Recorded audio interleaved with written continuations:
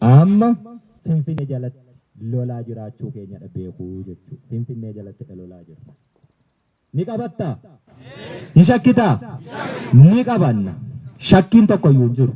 Xiyyaara isaas argiteetta, taankii isaas argiteetta, diishqaa isaas argiteetta. Homaattuu hin ba'u. Kilaashiin jala siqanii lolanii jechuudha. Isa immoo beektaa muuxannoo isaatti qabdaa. Ati sanaaf cuuphamteetu baate.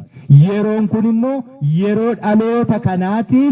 Dibata qabnaa, kakuu qabnaa, ni injifannaa jechuudha. Shakkiin qabnu sanarraa tokkoyyuu. Sanarraa shakkii tokkoyyuu hin qabnu jechuudha. Bifa kamiinuu yoo ta'e Oromoof nuti toluma duuna. Toluma duuna. Isa nu jibbuufis lubbuu laanne, isa nu jaalatuufis lubbuu laanne. Isa nu jaalatu immoo waliinidha lubbuu laanne. Waliinidha lubbuu laanne.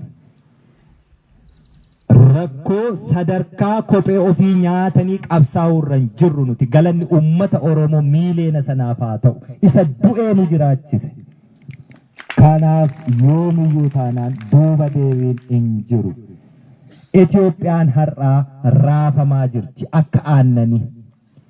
Itoophiyaan raafamtu kana ni raafna. Raafamuus qabdi.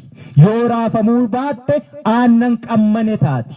Aannan qammanee ajaa'ee ni bada. Akkas taate raafamuun dirqama. Yoo raafamte immoo dhadhaa fi dhama baachi keessaa.